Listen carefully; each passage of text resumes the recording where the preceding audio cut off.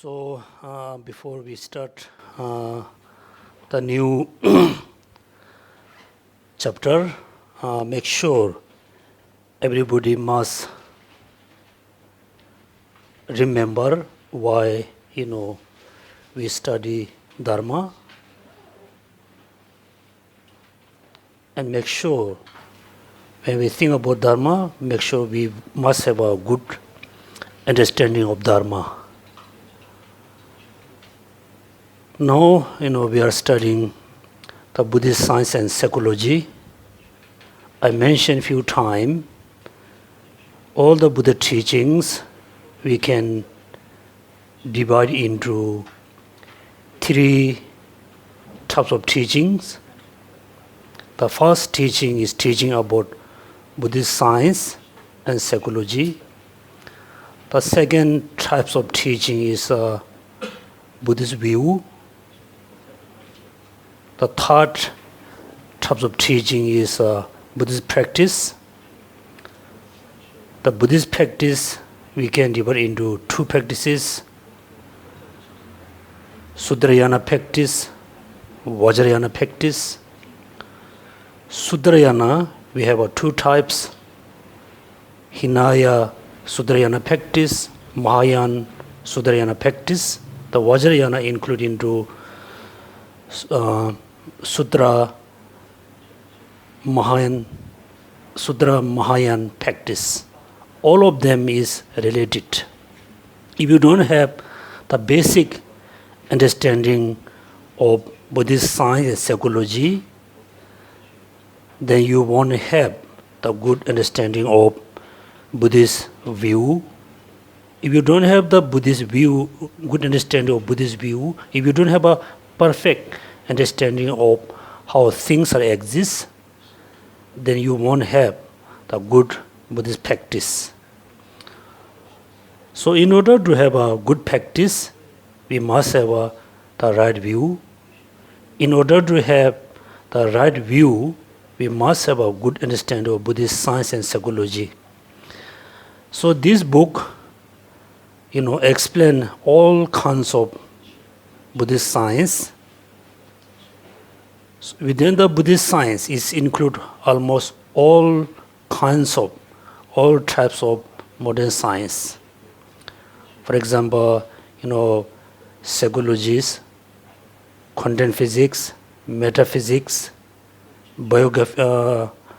biology, as well as neuroscience or brains or so and so. This book is very important. So please, everybody must read the message written by His Holiness Dalai Lama, as well as written by the group of monks who collect these books. We will have two books. Then at the beginning, first day, we learn how we can classify, how we can categorize all the phenomena. Generally, the existent or non-existent phenomena include into selflessness. That means we Buddhists believe all phenomena, their nature is selflessness. Nothing exists is self. Within the existent phenomena, we classify two types: conditioned and non-conditioned. Or you can name permanent and impermanent phenomena. So when we think about the permanent, it's easy to say, oh, this is permanent. If you really think very, precisely, do a lot of study, and also so difficult to find the permanent phenomena. It takes time to understand what is really permanent phenomena. Second, within the impermanent phenomena or conditioned phenomena, we classify into 5 aggregates, right? 5 aggregates. The 5 aggregates, when we talk about form, the form means the thing, the phenomena which is made of, compound with the 5 or 4 elements that we can call this a form, like a sound, smell, taste, physical body, all of them include into form. Then feeling. There's a connection. When you see, ugly types of form, you have a unpleasant feeling. When you see the beautiful types of form or good form, you have a pleasant feeling. Form, feeling. After you have a feeling, then you have a thought. What is the third number? Number third? Discernment. Then you can discriminate. Oh, this is good. This is bad. This is no good. Then there's the all aggregates has a order. Then second, the external phenomena or inner phenomena. All phenomena include into threes. What are three? What are the threes? Totally include into 18s. 18 you can include into 3. Object, faculties, consciousness. Yeah, object and faculties and consciousness. This is also very important. For example, without eyes faculty, there won't be eyes consciousness, right? Because eyes faculty is the basis of the eyes consciousness. For example, when we getting older, our vision, our eyesight become very weak. Because generally our physical body become weaker. At the same time, the eyes faculty, nose faculty, air faculty become weaker. That's why when the basis become very weak, then the consciousness which is depend on the basis also it become very weak. Right? That's why we have a eyes faculty, then we have a eyes consciousness. Without eye faculty, there won't be eyes consciousness. Even though you have the eye faculty, you have a eyes consciousness. If there's no form, you cannot see anything. Right? You cannot see anything. There must be a form, thing to perceive to the eyes consciousness. In order to perceive the thing, you need 3 things: eyes faculties, eyes consciousness, the object of the eye consciousness. Right? Very interestingly, one of the Mahayana Sutra also explained in order to perceive the object, subject, faculty, and light. Exactly, modern science also mentioned, if there's no light, you cannot perceive anything for your eyes consciousness. That means there are 3, right? Object divided into 6. Then faculty also divided into, classified into 6 types. Then consciousness also classified into 6 types. Right? That means, look at whatever we perceive, we see, we think, everything we have is function based on faculty, subject, and object. Among the object, I think the last object, the number 6 is object of what? Mental object. Okay, you should not mix up, mental. So, when you have a deep sleeping, you are totally look like, in the deep sleeping state. That moment, all the 5, consciousness, no more there. There's an eyes faculty there, but all the five conscious, the consciousness, 5, consciousness is totally dissolved into somewhere. Because even though somebody play music, you cannot hear, right? You have a air faculty there, but the air consciousness still remain as a consciousness or is transformed as a imprint. There's a two concept, two kind of ideas. When you have a deep sleeping, some Tibetan masters, also some Indian masters believe that time the eyes consciousness, air consciousness, they are still there, but it remains very subtle level. It cannot function as a mind. It's still mind, but cannot function as a mind. There's a one, idea. There's second ideas also in Tibet, in India. Those masters believe when you are fully deep sleeping, when you fully meditate on, for example, impermanence or emptiness, that time you are full, your mind, the sixth mind, fully absorbed, fully focused on the emptiness or impermanence. That moment, they believe all the five consciousness transform as a imprint, not exist as a consciousness, right? Then we learn the 18. What do you know? The 18 what? 18 elements.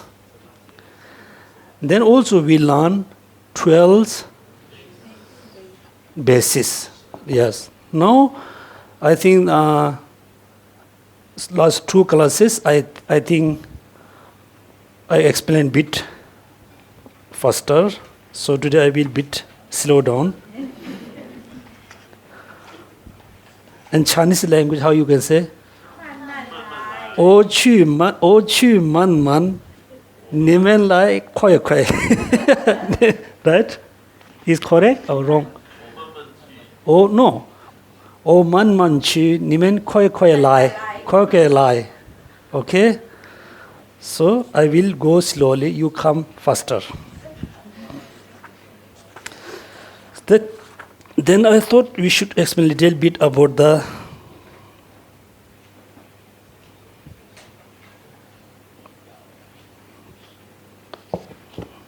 I'm reading Tibetan.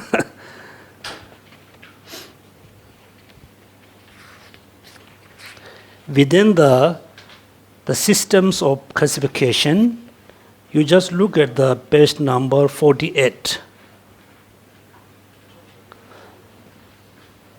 In the second paragraph, in Indian Buddhist texts on epistemology, however, the presentation of reality is framed in terms of the following three topics: object of knowledge, then the mind that knows, the way the mind engages in objects. Okay, here simple, the object of knowledge mean, for example, this book, it is an object. This book is object of knowledge.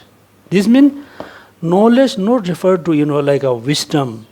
For example, eyes consciousness is a subject. Is know the book. That's why the book is knows by eyes consciousness. That's why also object of knowledge. Synonyms are existent phenomena. Object of knowledge, right? That means this book is object of knowledge. This book is phenomenon. This book is existent. That means is a synonymous object of knowledge. Then second is the mind which is know the object. Third, how the subject, the mind engage, interact, connect with the object. Then next one, according to the Chitta mantra. So simply, you don't need to have a lot of confusion. Just think, in the ancient time in India, there are there were two schools. In the ancient time, there wasn't, Christian, wasn't Islamic, no Jewish, nothing. There was only kind of, let's say 3 schools or 3 religions: Hindu, Jain, and Buddhist. Hinduism, Jainism, Buddhism. The Hinduism is much, much earlier than the Buddhism. The Buddhism and Jainism, they call what? Twins religion. Twins, they come together. The Buddha Mahavir and Buddha Shakyamuni. Then third, within the Buddhist, within the Buddhist who follow Buddha Shakyamuni teaching, there are 2 types of, disciples, right? The people who follow Buddha Shakyamuni teaching, who follow Buddha Shakyamuni, there were only 2 types. One is simple, like us, whatever Buddha taught, whatever Buddha explained, they just simply believe and follow after Buddha. There's another type of person that they were not just simply believe and trust what Buddha said. They did a lot of study, analysis. They call what we call the proponent. That means they are more, kind of wise person, more kind of very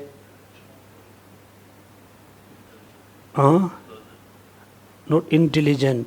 They are not just simple, being. They want to do research. They want to do study. Then finally they will accept what Buddha said. That means within the Buddhist, there's a 2.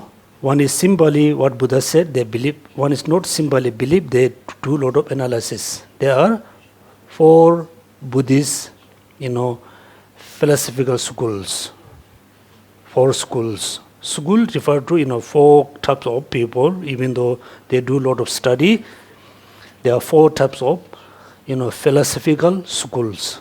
What are they? Number 1, Vaibhashika. Second, Sutantika. Okay, those 2 schools we call the lower schools. 2 lower school. Those 2 schools have a very similar mentality which is we have. They have very similar mentality. They do some research and study, but not really, have done a very profound analysis.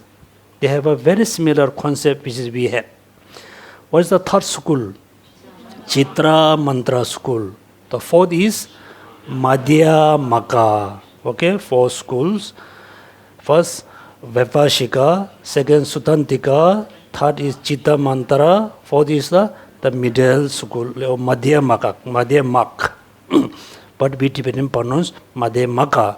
Actually, I think Madhyamak is the correct. So this 4 school is look like, I told in the past, last school, the 4 school in the 4 proponents, they're looking at an elephant.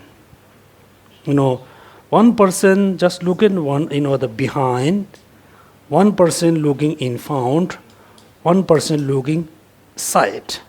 There means 3 people looking from 3 different directions. The one person look around the elephant, not from the in front, behind, side. They look around. This means the person who look around elephant, they have a perfect idea, perfect picture of elephant.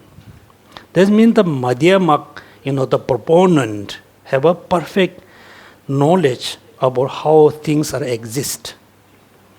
The 1st, 2nd, 3rd school, they don't have a perfect picture of the elephant. Same, they don't have a perfect understanding of reality. That means there are 4 schools. The first 2 schools we call lower school, 2nd and 3rd we call higher school, or Mahayana school.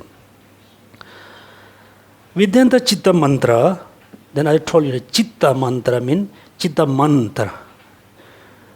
It's not referred to the mantra, Sensamba, Chittaman. Chitta mind means merely mind. Merely, but English say only is a bit, the wrong translation. We can say merely means not. For example, this book exists. This is book. Is the object. It is not the subject. This book is subject or object. It is object, no subject. Not subject. It's only object, never be subject. Now here you learn it very simple thing. Something be as an object, never be subject. For example, book, sound, smell, taste, form. All of them only be what? Form, object. Never be subject. Never be subject. Then eyes consciousness, all the mind, mental factor, consciousness, compassion, all the types of mind is both object as well as subject. Okay, that means my eyes consciousness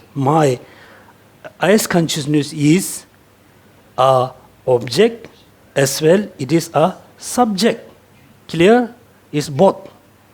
That means all subjects, doesn't matter the positive, negative, all subject, things be object. Right? Just simply, example, all men are human being. Human being not necessarily be man. Right? Same thing, all consciousness be necessary to be object, necessary to be subject. All object not necessary to be subject. For example, the book. Within the 5 aggregates, form is always only be object, never be subject, because it is not a consciousness. Right? Chitta mantra means merely, merely mind school. Then you can think how is come, how we can say everything merely exists mind. Merely mind. How we can say? It's very simple. We are sleeping, so we have a dream.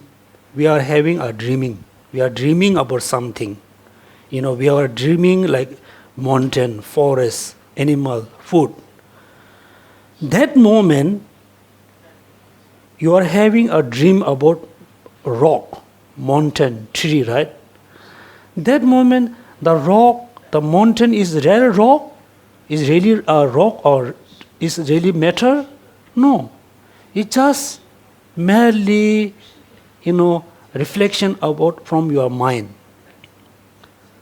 But during the sleeping time, during the dreaming like time, when you are really dreaming, that moment, when you see beautiful object, you feel so happy. When you see very ugly, scary object, then you feel scared.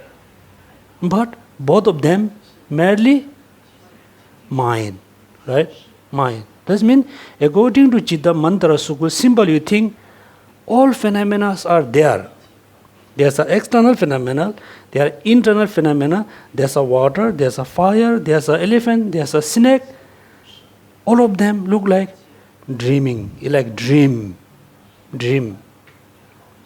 Right? That means look like right now, we have many different thoughts. This is good, this is bad, this is big, this is small, this is ugly, this is beautiful. Due to this, the idea, we have pleasant, unpleasant, angry, attachment, desire. Right? When we fully awake, when we fully eliminate all the negative thoughts, then we don't have any sense of attachment, sense of desire, anger. For example, when you woke up from your dream, when you woke up from your sleeping, then what you can see? All the dream about elephant, everything, no more there. Right? That means, according to Chitta Mantra school, all phenomena, doesn't matter permanent or impermanent, is classified into three types of phenomena. What are they? Without looking at your book, independent nature, dependent nature, perfected nature, imputed nature. Here, I'll draw, simple drawing. You should not think, these three phenomena are totally three different, object. For example, I draw flower. Yeah, right, flower. Look okay? Flower. What is this? Flowers. This flower, according to Chitta Mantra school, called what? Dependent nature. Is right, English? Dependent nature. Dependent. Because this flower exists. It exists because of exists depending on something. That means this is dependent nature. Right? Then when you study, when you analyze this flower according to Chitta Mantra school, when you see the beautiful flower, yes, this is very nice. Then you think how the flower exists, how the flower is appeared to me. So this flower for Mr. A, flower is very beautiful. For Mr. B, the flower is very ugly. But one flower can be ugly for someone, can be beautiful to someone. Right? Someone. Then you study furthermore. That means finally you can realize, how the flower is so beautiful for me. Why the flower is so ugly for the person? Why? That means it's just from your mind. It's come from based on your mental projection. Right? That means dependent nature. Second, perfected. The perfect nature. Perfect. Then, when you study the flower, then you can see the flower is not exist independently, it's dependently. When you realize the flower exists dependently, then you realize it is empty of independent existence. Independent existence. That means the empty of independent existent flower is the perfected view. Perfected view. Okay? That means flower itself is the dependent nature, the empty of independent existent nature is the perfected view or perfected nature. Now third, imputed nature. Imputed nature has two meaning. There's two types, better to say two types. One is, for example, the permanent phenomena like space, emptiness, all of them we call permanent. Okay? The space is permanent. The space is imputed phenomena still exist. There's another phenomena which is imputed phenomena but not exist. That means the flower is the independent nature, empty of independent existence of this flower is the perfected nature. The flower, when you think the flower is permanent, then you are inputting, extra nature which does not exist. That's inputted phenomena. If the flower exists as a permanent, it is the inputted nature. Okay? That means Chitta Mantra has three. That means simple, you can think, generally all phenomena, you can divide it into three: dependent, perfected, and imputed. That means generally, another way, all conditioned phenomena are dependent nature. Then, without emptiness, selflessness, all the permanent phenomena are imputed phenomena. Then emptiness, selflessness are perfected nature. Okay, this means three types. Then imputed, the path, this I think quite easy for you. Next we study a little bit about the methods of inquiry.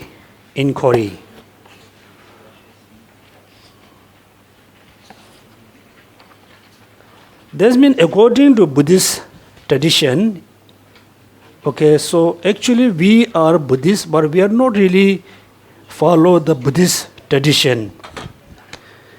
If we really follow the Buddhist tradition, whatever you accept, whatever you believe in, you must believe in, accept it based on conviction. Based on conviction. The conviction must come based on study, reasoning, and logic. But we have a lot of belief system. All the belief system we believe in, not really based on reasoning and logic, conviction. We just simply believe, right? So first we need to do inquiry.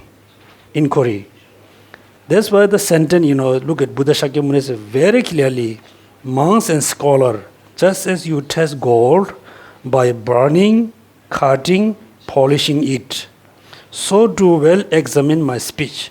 Do not accept it merely out of respect. This is very important. This is a very uniqueness in Buddhist tradition, right? That's why you can see rest of the religion tradition, or particularly like Christianity, Islam. They say you just believe what God said.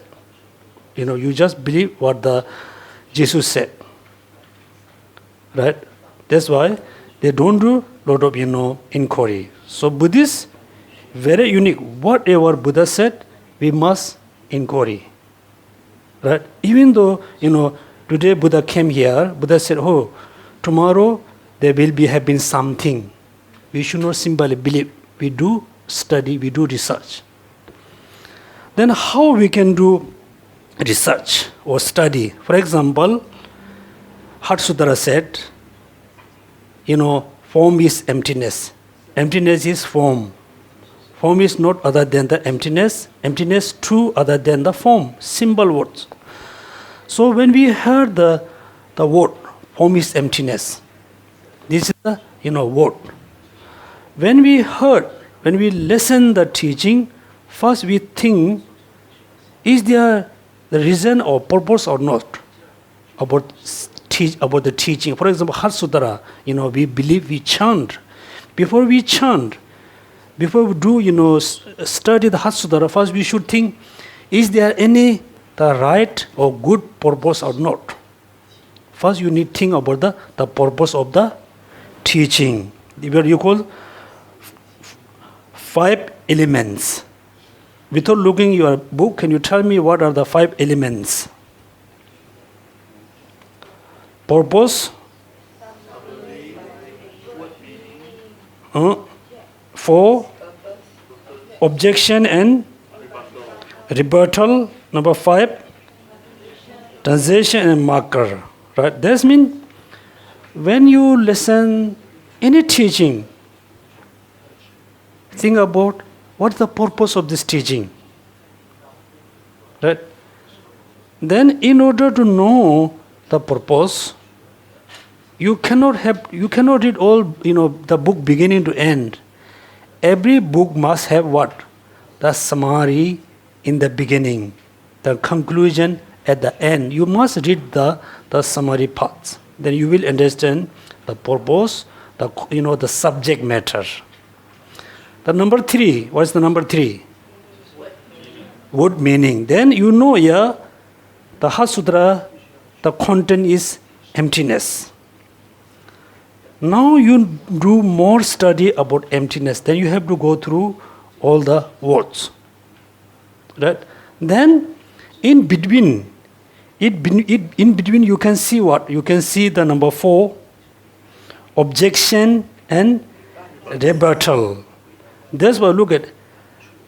There's a question by whom? Shariputra, and between Avaladishwara and Shariputra, right? There's a question answer. That means it's kind of, rejection and rebuttals. Then, yes, there's a subject matter. There's a mini subject matter. You cannot explain the subject matter everywhere. There must be step 1, step 2, step 3, step by step. Step by step. For example, the ornament of the Pranjana Paramita taught by Maitreya Buddha. First explain what? Bodhicitta. Second explain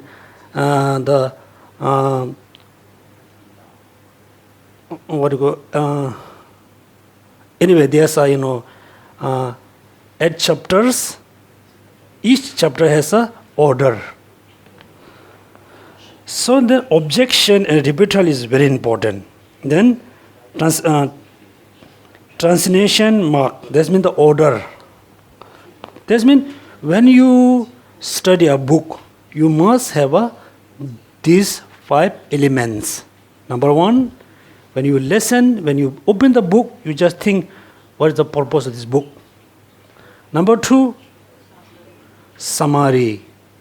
Number 3, word meaning. Number 4, objection and rebuttal. Then number 5, transmission. If you can see this book has this 5 elements, then you must study.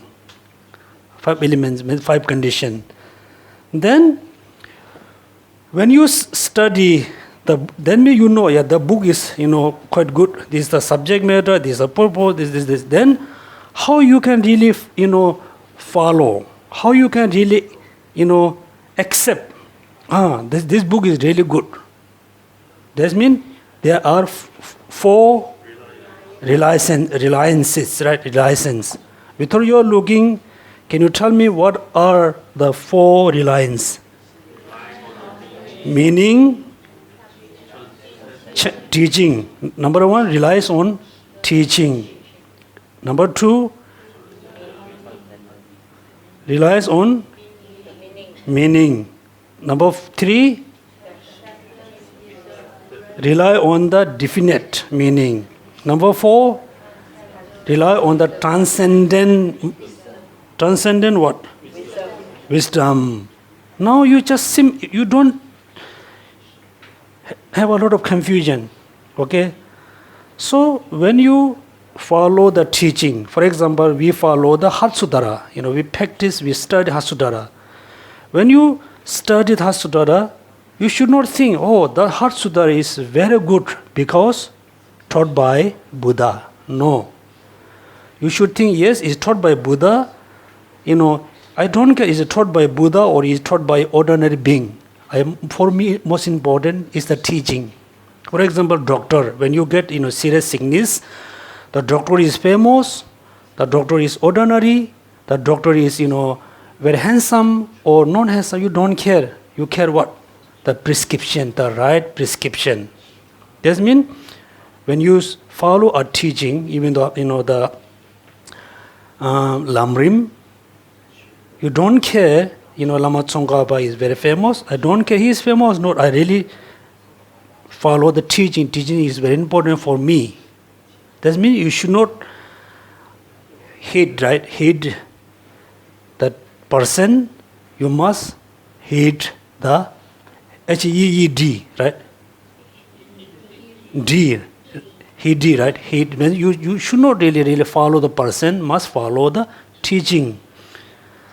Then when you follow the teaching, that means you study the teaching, When you study teaching, there's 2 types of meaning. What are they? Definite meaning and provisional meaning. Right? Yes, For example, when you open Heart Sutra, it's explained, compassion, Four Noble Truths, 12 links, interdependence, as well as emptiness. Then, when you study, when you follow the teaching, you most importantly, you follow the definite meaning.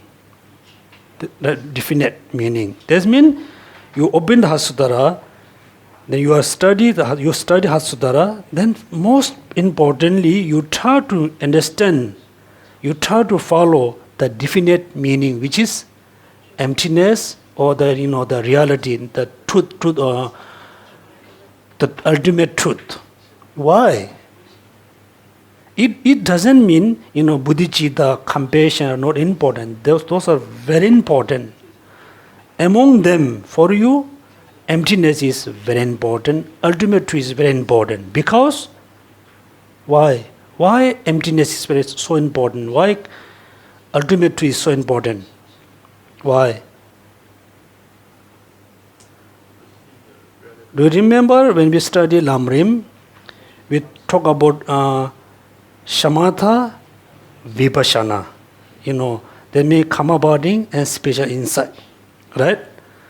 So, because most of you interested in meditation, if you do simple, meditation, that means simply you focus on, flowers, Buddha statue, or, the letter syllable Om, Om Mani Padme Hum. You simply focus on this object, do meditation for 10, 20 hours.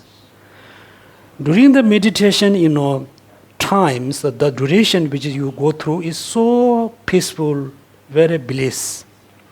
When you arouse from the meditation stage, all your negative thoughts also arise same time. It's, you look like you turn down at the gas, then water come down. That means, so within the special insight, you must meditate on emptiness. When you meditate on emptiness, it can eliminate, can be reduce what? Ignorance. When you're able to, control ignorance, then you're able to control all negative thoughts. Right? For example, when you boil milk, I think everybody experienced when you boil milk, the boil is overflow. If you just, use the spoon or, stir, it never come down. What you need to do? Off or turn down the gas. Then the overflow milk come down. If you add water, it slow down for short time. Again, it follow over. That's why, when you follow the meanings, if there's two options, the conventional truth, ultimate truth, that means you must follow the ultimate paths. Right? Then, through your study, yes, you realize that the person who taught the teaching and the teaching, if you need to choose, you must choose the teaching, not the person. After you choose the teaching, there's two types of meaning, conventional, ultimate. You must emphasize, put a lot of effort for emptiness. After you put, a lot of efforts, then you realize emptiness. You really realize emptiness. But when you realize emptiness, there's two types of minds, two types of realizer mind. What are they? Rely on the definite meaning, then rely on the transcendent wisdom, not on ordinary consciousness. Okay, ordinary consciousness, transcendent. That means through your study, let's say, through our study, you realize emptiness. The realized mind, the mind which is realized emptiness is very ordinary. You cannot really, you cannot be satisfied with this kind of, the mind just realize emptiness. You have to do more practice, more meditation. Finally, what? You have to realize emptiness directly. That means you must follow the two types of meaning, conventional, ultimate. Through a lot of effort, you realize emptiness, After realize emptiness, you do a lot of meditation, not just be satisfied, just you realize emptiness, right? That means there's a 4 types of reliance. Reliance on the teaching, reliance on the meaning, reliance on the definite meaning, reliance on the transcendent wisdom. Then opposite, not reliance on 4. What are they? Not reliance on the person, no reliance on the words, no reliance on the conventional meaning, no reliance on the ordinary consciousness. Right? That means this is very important advice, because we everybody really wish to generate bodhicitta, wish to realize emptiness. We believe when you fully generated bodhicitta, then you think it's almost enough. No, you continuously practice bodhicitta for quite until you become Buddha. That means 4 reliances and not 4 reliances. Then this is how you have to go through your study. Next, again, we talk about 3 types of objects. 3 types of object. When you study, when you analyze something, then again, we draw the flower again. Yeah. Again, how many types of objects? How many types of things you can study? There's many things. There's many things. For example, if I ask you a question, simple question, how many toilets we have? Toilet we have in the world. How many toilets? There's hundreds or millions of toilets, right? But included into 2 types, male and female. Right? Female toilet and male toilet. But ancient time, there's 1 toilet. Then same thing. When you cannot count all the subject things. There's hundreds, so it's totally countless. You cannot count. But simple, you can put into 3 types of object. What are they? You go, based on the teaching. Evident, perceptible phenomena. Like hidden phenomena. Okay. Extremely hidden phenomena. 3 types, right? There are those objects experienced through the direct perception, such as material form, observed of eye consciousness. That means one is the obvious, evidence object. That means you can see the flower through your eye consciousness. You can hear the sound, right? This is called object, is the evidence. Second, what? Slightly hidden. Also, can you tell me what is the example, analogy of the slightly hidden phenomena? Slightly hidden. I told you that hidden doesn't mean somebody hide. I hide under my robe. No. Smoke and fire. Smoke and fire. But still, you need to know what does mean. For example, this flower is evidence phenomena. Visible phenomena. Visible for what? Visible for the eyes consciousness, sound, smell, everything. So, he mentioned smoke and fire. For example, right now we are here. Then suddenly we saw, a lot of smoking around the Marina Basin, around the, the famous island in Singapore. Sentosa. Just we saw a lot of smoking. Then what we thought? What do we think? Fire. There must be fire. Because fire is the cause for smoke. Without fire, there can be smoke. We know generally, yes, the fire and smoke has a very, important connection. Without fire, cannot be smoke. When you see smoke, then you can assume there's a fire. The assumption you are making is not because of the I consciousness. You are using logics. You are using reasoning. Right? That means this is example. Then you should not say the fire is slightly hidden phenomena. The smoke is no.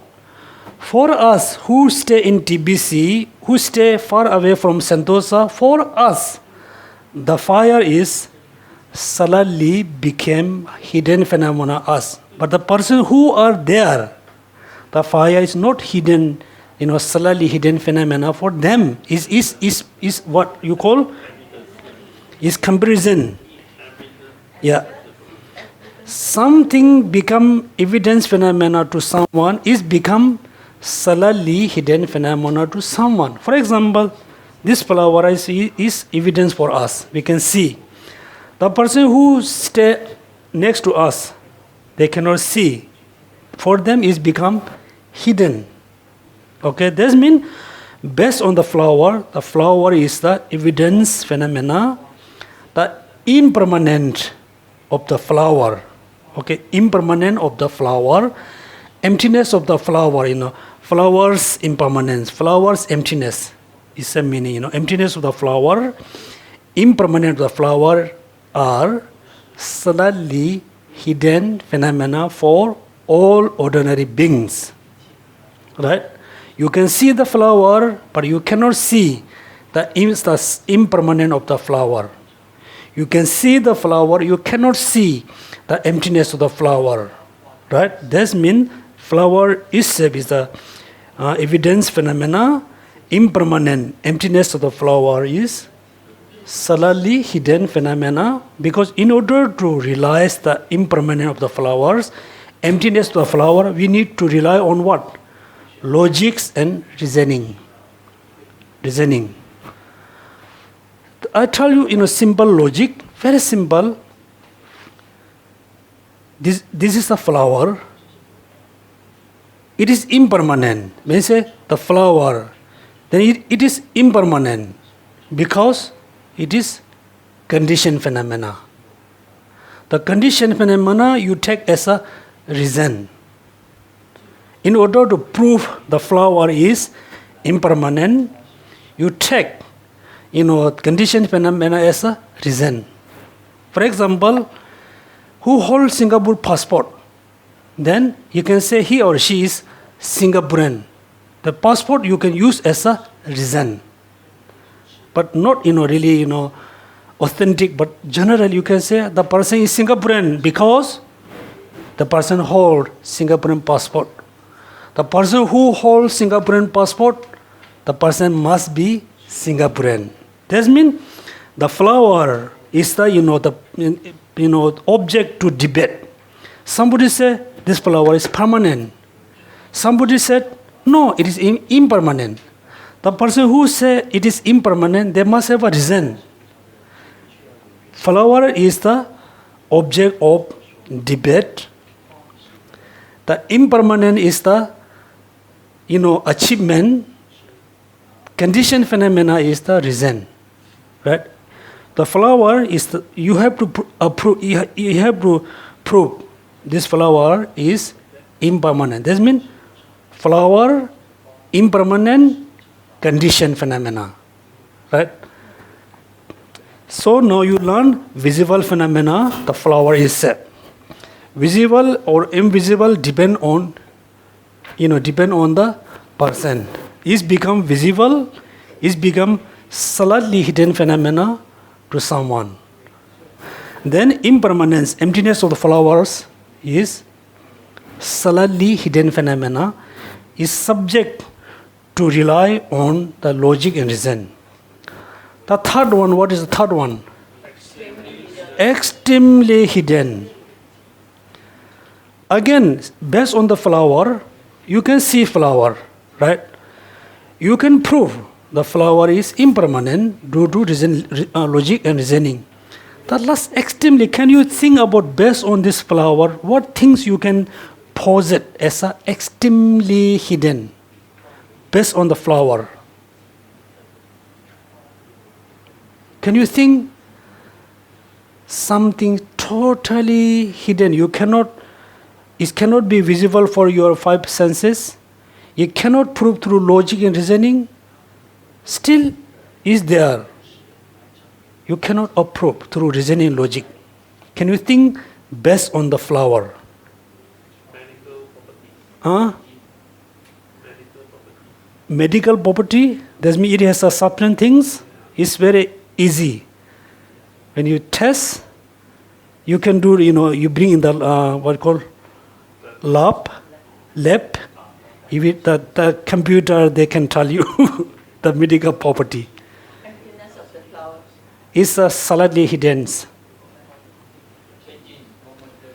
Also, momentary changing, subtle impermanence include into subtly hidden phenomena. Okay, simply, the phenomena which is able to comprehend through the five senses, we call evidence phenomena. Okay, then the phenomena which is you able to know, able to realize through reasoning and logic, that we call subtly hidden phenomena. Okay, there's another phenomena is totally hidden. Just think about based on these flowers. Everybody know this is a rose or this is so simple things, right? Think about here. That's me. You haven't gone through all the pages, huh? It's quite evidence for me. Example, do you remember here? Based on the book, do you remember? Huh? Based on the book, The birthday.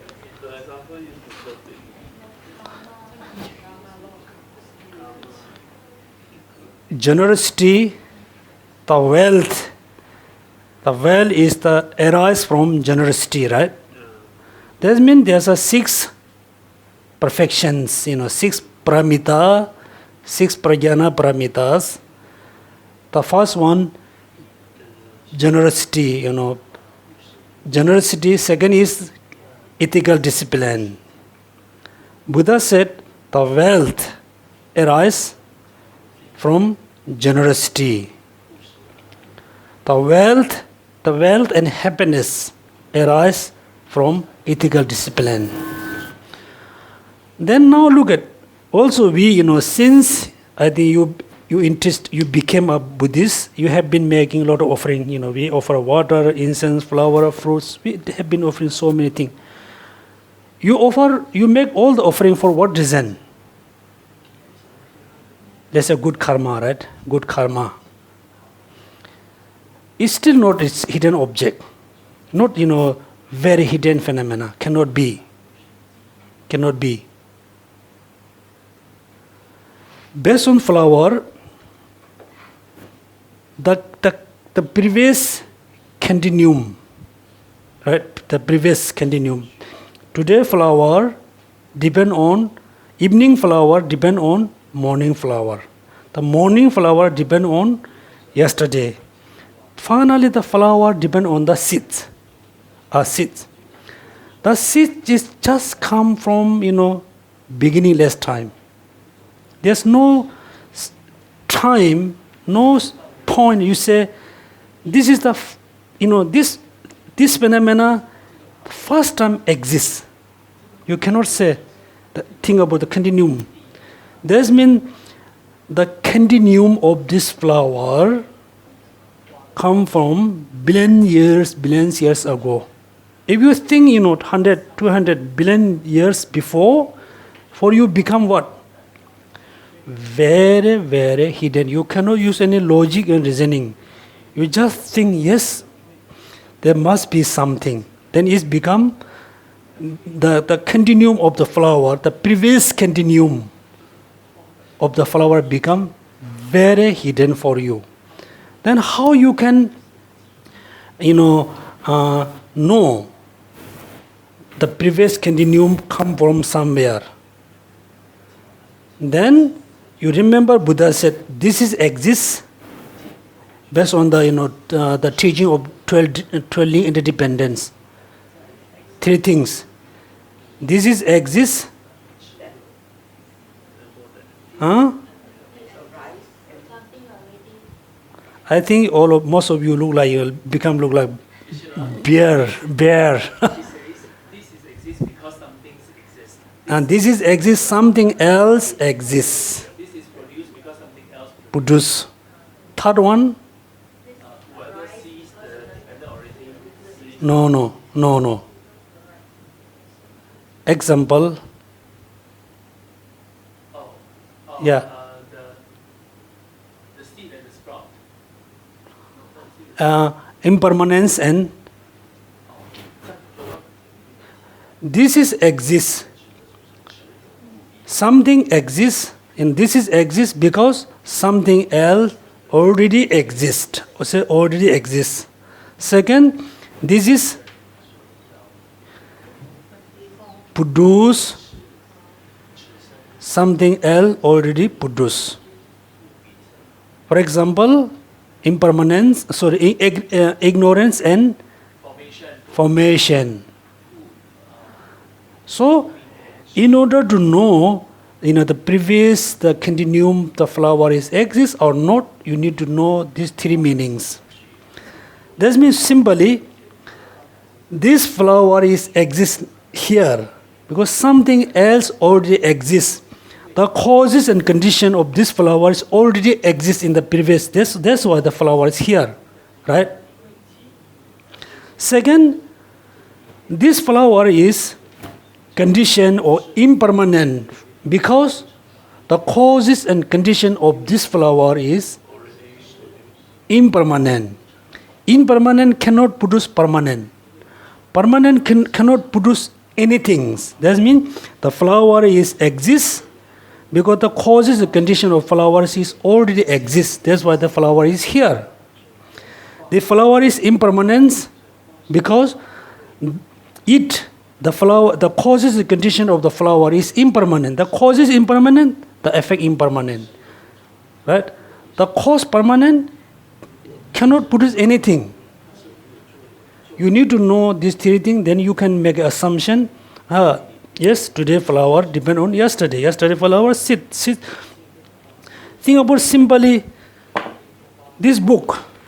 When you look at the book, it's published where? India. Right? It is India, yeah. I know it's published in Delhi, India. Then think about the paper come from where? From somewhere, right? Maybe tree. Then the tree come from where? Or India or Malaysia or China, whatever. Then think about the tree that sits all the way. Then finally it become, you say, oh, it's big headache. Yeah, it is impossible to track. Only Buddha can. We believe Buddha can know come from where. So this means, yes. Only Buddha knows that it comes from somewhere. That means something has a beginning. No. If you ask, we of course is come from before 10 years before, 20 years before, billions years before. We know it's come from, this is the continuum come from billions years ago. Is there, the continuum. If ask you Buddha, can you tell me billions years ago, the continuous of the flower is where? Then he can tell, maybe it was in China or India somewhere. But we cannot. It doesn't mean, that was the first or beginning time. No.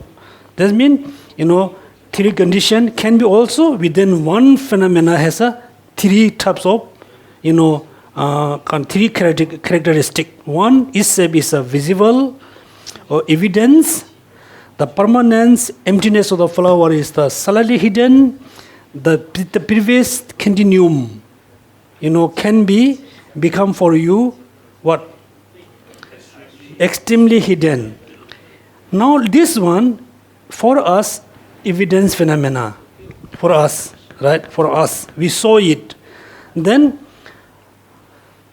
after 10 years, 20 years, as somebody think about, this flower, then this flower can be totally become very hidden phenomena, the person who come after 10, 20 years later. That means one object have a, like a 3 characteristics. But there's no third, fourth phenomena. Nothing about the hidden, very hidden phenomena. Now, the evidence phenomena, we no need to use any logic and reason. The subtly hidden phenomena, we must use logic and reasoning. The logic you can learn, I will go, after some time, all the logic and reasoning. The hidden phenomena, how we can believe? How? If you say, this is true, because Buddha said so, this again is again with the, the system. Buddha said, you should not accept my teaching based on, out of faith. You must, then is against, right? That's mean, for example, Buddha said, the wealth, if the wealth arises from generosity. So in order to accept these words as a literal meaning, you have to go through 3.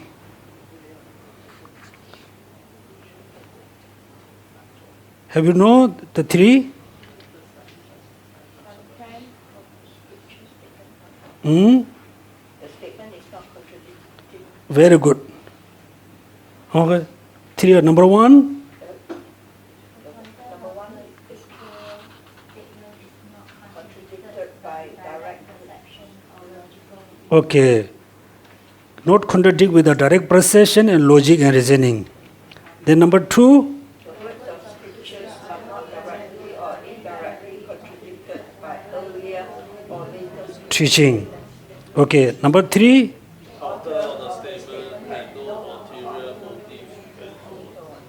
Okay. Now, when you read the book, you will have a bit confusion, some of you.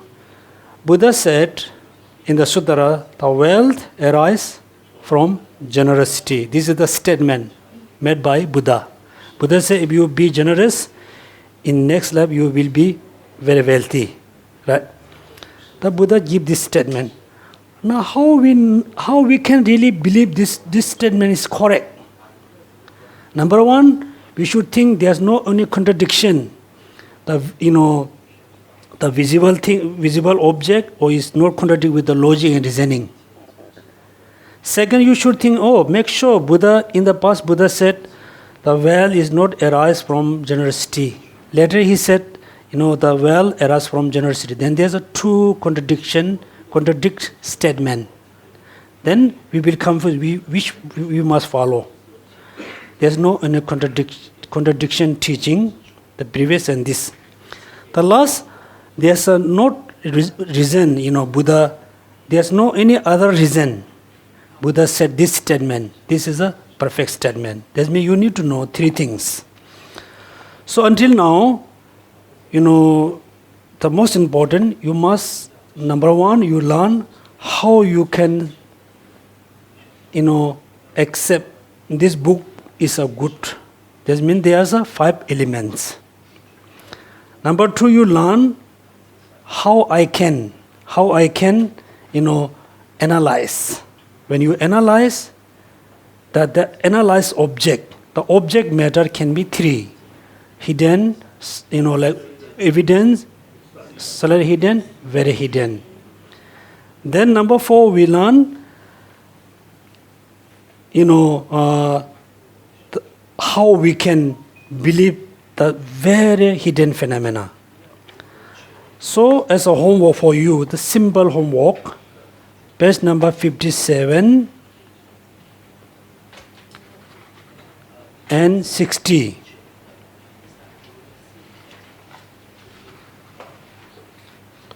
Just you read, analysis grounded in the 4 principles. 4 principles. So number 1, what is the number 1? Principle of nature. Number 2, function. Number 3, dependent. Number 4, evidence. These 4 are very important. So you must memorize, you must try to understand what does mean the principle of nature, principle of function, principle of dependence, principle of evidence. Also the sequence is there. First you come the nature, number 2 function, number 3 dependence, number 4 evidence. Then therefore individual, yeah. So this is homework. Huh? Please you read the sentence by sentence, then you try to understand. Because this book is not like a book which is explained bodhicitta, like renunciation, Buddhahood. It's explained what we every day experience. When you study, you can experience, yes, this is that. Because we already have experienced all these things. You don't have to, it's not like, explain of bodhicitta, emptiness. Right? You just study, read the book, then try to understand, try to experience. Then you can say, yes, this is correct. You can say, oh, this is wrong. Go through your experience. The next, I will just go directly to the reasoning and collective topic.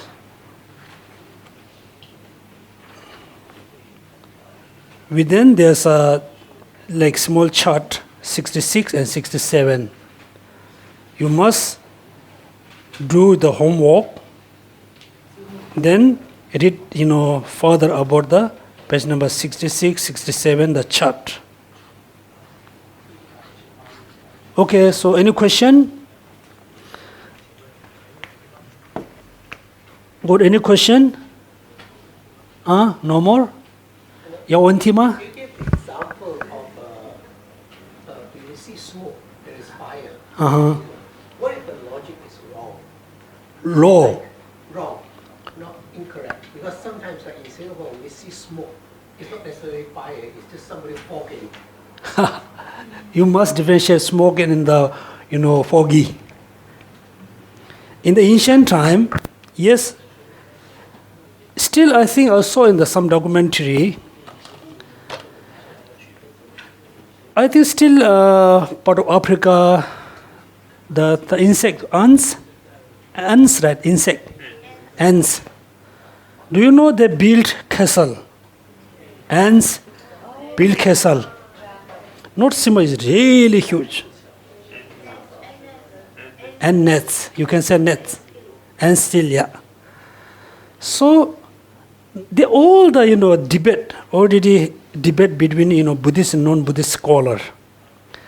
And you stay far away to the ants, what you call? Hill, that's good. It's a net, better say hill than the nets. We call ants castle. We Tibetan call ant castle. It's a huge, quite high. When you look far away to them, suddenly you can see smoke arising from them, from it. Smoke arising, look like. No, there's hundreds of billions of ants live together. Then what do you call? Breath.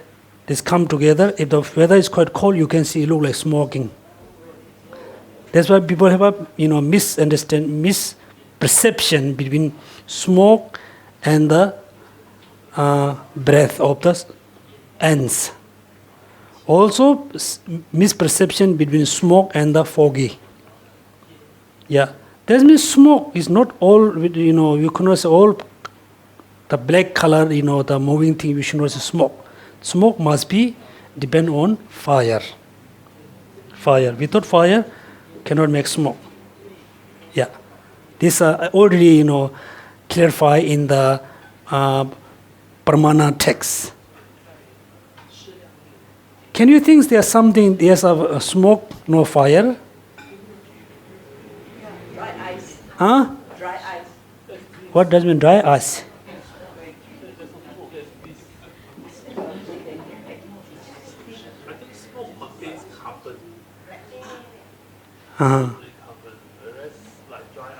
Yeah.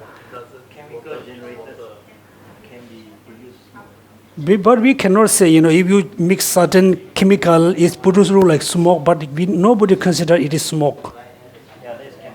Chemical reaction, So that's why when you read a book, because you read the sentence, you think that you yourself ask question, answer.